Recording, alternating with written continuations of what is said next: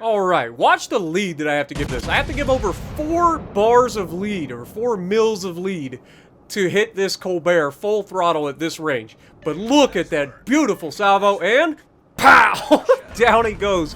3 citadels, but not all.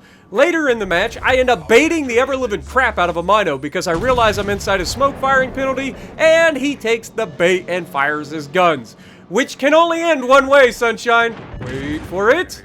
And pow! Get baited. Alright, but that's not the video that we want to show. We have the most ridiculous last-second clutch in the Montana that you're likely ever to see. That's a lot to live up to, I understand, but I promise you, it will live up to it. So let's get right into this. You guys know I love this ship. Ain't nobody can take this ship out of my hands. I love it. Wargaming, please, for the love of God, don't ever nerf this ship. Please. Please, it's a bad ship. Listen to all of the elite players out there that hate on this ship. Hate on this ship. It's terrible. All of the bad players that aren't very good at the game, please get in this thing, sail broadside on to balance the stats, because I swear, if not, I am going to single-handedly end up getting this ship nerfed, and I don't want that. I don't want that, because I absolutely smash people in this ship. It's not even funny. It really isn't. But we're going to go out here, we're going to showcase a really solid game, and the enemy is going to showcase just how easy it is to throw a match. It is perfectly played by the enemy to throw the match, okay? Keep that in mind. Now, I'm initially pushing left. There are 4 enemy destroyers on the team. This is not preferable, but that's what makes this game even that much more impressive. I'm telling you, this is huge. But Iowa gets caught right off the bat, broadside on, begging for it. We reach out, we slap the out of that man. Single citadel, half health, 40,000 damage in the first salvo. You'll love to see it. You'll love to see it. That man, lucky he didn't get just removed from the match right at the beginning. Now, we're being shot at. We got an Iowa across our bow as well. He gets behind the island. There's not a whole lot we can do. And I'm not going to lie to you guys. I thought that this Iowa over here was dead at this moment. But unfortunately, I think he gets turned in just enough, and our shells are going to mostly miss in the next salvo. Now, you can see on the map, there are 2 destroyers on the other side. We know there's a destroyer on our side because clearly we're being detected. And, well, I mean, technically the destroyer in the middle could be detecting us. But you'll see shortly, once we get behind this island, we're going to still be detected. And it's not the Iowa, it's not the plane that's spotting us. It's actually line of sight detection, okay? So, we are going to make a huge change of course. This is a dangerous turn, I understand, but I am assuming torpedoes are en route, so we've got to get out of the way. Have to. We don't have a choice. You can see the battleships behind me sailing in a straight line trying to push this side. We get a detection on a broadside Georgia, and again, we are going to absolutely blap this man, or at least try. And, yeah, first shot out, rear turrets, 10,000, not a huge blap, but a nice little chunk to punch him in the mouth. And there's 1 set of torpedoes from a 5 torp launcher. There's a second set of torpedoes from the 5 torp launcher, and so we know exactly what this is. Well, at least we do now that there's a 3rd set. And sure enough, their Shima gets detected by our Shima, and we're going to take a shot. Now, unfortunately, man gets in reverse just as we take this shot, but we do blap him. We take half his hit points. It's just completely annihilated that man. The friendly battleships weren't quite ready to fire their guns. Again, like, this all comes down to paying attention and understanding what's going on. We knew the direction he was in because of his torpedoes, so when he got lit up, we were ready to fire at him. Iowa gets behind the island. Our Kagero over there, I think it's a Kagero, should be able to easily kill this Shima. Like, we have taken all of his health. Alright, that man should be easily able to win that fight. In a gunfight. They both have the same amount of guns. They both have the same HE. Like, those 2 ships should be able to, or that Kagero should be able to win that gunfight versus that Shima, no problem. So you can see I am trying to focus the others. I don't have a shot at the Shima anymore. So we're going to try to take a shot at the Georgia. Or the Iowa. This is not a very good opportunity for us. He is reversing away at maximum range. So likelihood that we're able to do anything, slim and none. But Kagero does have a chance to finish off the Shima. Is he going to be able to do it? Come on, baby. Yes, he does manage to take him out. Now, he takes him out, but not only does he take him out, but he also managed to torp the Iowa at one point. And Iowa now comes out full broadside. We take a shot with the front guns, and we're going to get the rear guns loaded. Look at that accuracy, man. And we blap him with the front guns, no Citadel, and then we blap him with the rear guns with a Citadel, and that man's is just, he's dead. There's nothing he can do at this point. Those battleships will have no trouble finishing him. I am trying to pay attention to what's going on the map. I know that this isn't the only thing, but we have secured our flank. We're not the only ones on this map, and that's when I noticed this Conqueror. Now, I'm using auto-aim here to kind of judge where this guy is. You can see I'm adjusting the aim, too, to try to squeeze the rounds around the island. He is sitting there broadside at maximum range. Wait for it, and thread the needle. Pow! Double Citadel, reaching out, slapping that man for 28,000. We already have a high caliber. We have a high caliber in 6 minutes. Not even, it was 5 minutes, really. So, 5-minute high caliber in this Montana. And then we see a Yami broadside to us. He's going to slow down and go, like, bow in here in a moment. And that's going to screw up our shot. We do make the Conqueror pull forward. He realizes that he screwed up. I don't know. Apparently getting Citadel'd twice is a wake-up call. I don't know. But you can see I am not just rushing into their base. I realize that their team is pushing hard. So I've got to try to help stop that. We think we have a pretty good opportunity here, but I didn't pay attention to the torpedoes. This Yami is going to slow down and turn in for these torpedoes, and that's going to completely booger our shot all up. We're going to miss. But we have gotten ourselves off the island. We're going to start moving forward. This is where I make a critical mistake. A huge mistake. I follow my team into their cap rather than going back to defend our cap. Okay? Huge mistake on my end. And I'll tell you why. This Yami, also, hello Georgia. That's going to be death. Good luck with that. But this Yami is pushing hard. Okay? And I assume that our team, all of the accuracy that we've had, we have a guaranteed kill on a Georgia, and that's the shell that just decides to go wonky and not kill the man. I can't explain it, but that's what happens. But broadside Yami at decent range. Peak says that you can't do anything at these sorts of ranges to Yamis who are broadside with 16-inch American super heavy rounds from 50 caliber guns like the Iowa and the Montana. I beg to differ. Let's see who's correct. Oh, that's right, we can Citadel him from this range. Who'd have thunk it? And that gives us our Confederate inside 8 minutes. 169,000 damage done. Their Georgia goes down, I believe.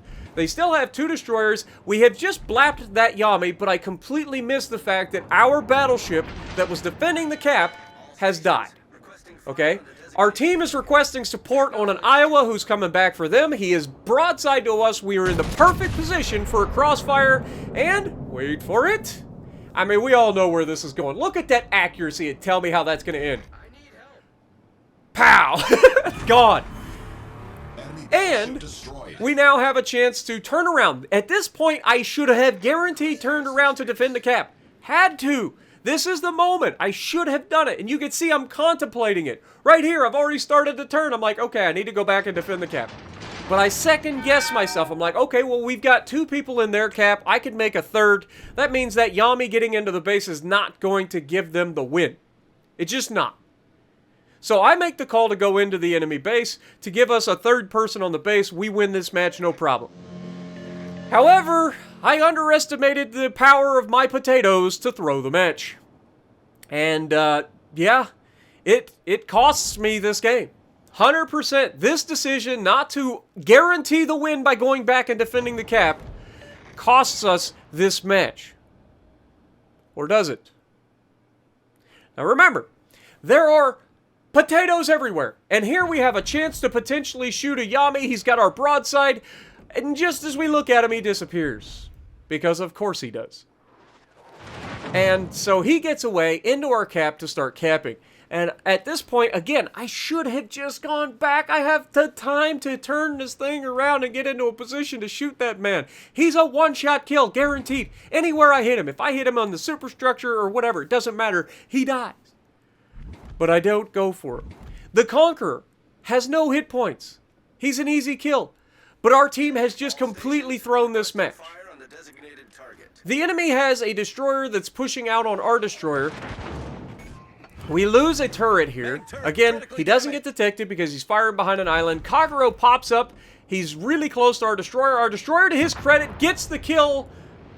But unfortunately, he goes down very shortly thereafter because he spots the enemy Yudachi, who comes out and murders him. And I'm looking back for the Conqueror, thinking he would be detected because I figured the Yudachi was not going to come out here. And we unfortunately lose our destroyer. We are able to turn in and dodge these torpedoes. Barely. Slip that one just barely. Goes under the rear of the ship. We take a shot at the destroyer. Unfortunately, do not come up with a hit on the destroyer, which is not good. We know we can definitely dev strike a Yudachi from full health if he gives us the opportunity. But we don't have a choice. We have to turn this ship around and get into a position to potentially kill this Yami. And because I waited so long, like, this game is over. We've lost. At this point, I was 100% certain we lost this match because of my stupidity and not going back and guaranteeing the win by defending the base. But I came up with an idea. There is a very small chance. They have a Yudachi spotting me, right? There is a very small chance that the enemy tries to win harder and that enemy Yamato shoots at me while I'm spotted by the Yudachi, and I will have myself in position to spot him when he does. Okay? It's a very slim chance. It is an ungodly slim chance that everything lines up so perfectly for this opportunity, because look at the time. The man has 3/4 of the base capped. The odds that I get into position at the exact moment that this guy fires his guns to be able to spot him and take a shot at him before this game is over, astronomical. It all has to go perfectly to plan. So does it go perfectly to plan? Well, we're about to find out. You can see I'm already looking at the base. You can see we have torpedoes behind us, so I'm turning to avoid those. And of course, we are in position to spot a Yami if he's on the left side of the cap or the far right side of the cap. And he fires his guns. The only thing he had to do was nothing, and he wins the match. But he fires the guns. Now, will the shells get there before he finishes capping the base? He has seconds left. Less than 10 seconds, and we nail the shot. Down he goes. Last possible moment to clutch this. But the enemy still has the lead in terms of points because they were in our base. Now, we were in their base too. Remember, there's a Conqueror somewhere nearby who had no hit points, but it is a Conqueror. He could possibly have a heal and have half his hit points back. We don't know, but we have to engage him. The Yudachi not likely to ever show himself to me. We're kiting away from him. The Yudachi clearly has Screamer Torps, as we've seen his Torps run out before they got to us. So he's using Screamer Torps, which means he's got short range. And this Conqueror has been playing hide away from us. And unfortunately for him, he has put himself in the best possible position to get just absolutely smacked. Now, we do not hurry the shot. We wait until we have the perfect opportunity, and we punch that man in the mouth. And we trigger our damage con to get rid of our fire. We have 40,000 hit points, which means we can take a couple hits from the Yudachi, and look at the score, folks. Because we killed their battleships, we managed to get the score flipped only just. We have a very small gap in points. The tiniest gap. But me being the player that always tells people not to try to win harder and to pay attention to things like the score and the timer, they only have a minute and a half. which means we've already seen the Udachi use his reload booster. So this means to me that he gets one more shot with torpedoes, maximum. We know his last known, so we're going to turn away from his last known, and we're going to kite away. Now, I thought he was actually circling in behind us because he kept us spotted for so long. But he's not actually. He's actually coming into the center of the map. So this could have ended badly. I mean, if he had gotten into position a little sooner and gotten some torps away, who knows how this ends. But because I pay attention to the score, because the enemy team completely flubs it. Like, that Yami had the game won. And he throws the match because he fires his guns. For what? He gets a couple of thousand damage and loses the game for his team. The Conqueror does not pay attention. He's sitting there broadside begging for it when I come around the corner, even though I was clearly detected multiple times leading up to me coming around that corner. And the enemy does the exact thing that they have to do to win harder. And they throw the match. So hopefully you guys enjoyed this absolutely beautiful clutch of a game from our Montana. You can see I even fire my games to the right, but the destroyer's on my left. But it was absolutely the best possible thing ever. I thoroughly enjoyed this match. I made stupid mistake, but we got lucky that they made an even bigger one. 212,000 damage, top of the leaderboard, just under 3,000 base XP. A nice carry, just missing out on a solo warrior because there's only 3 versus, 4. But if you like what I'm doing, punch the like button, leave a comment below, subscribe to the channel if you haven't already, and as always, I will see you in the next video.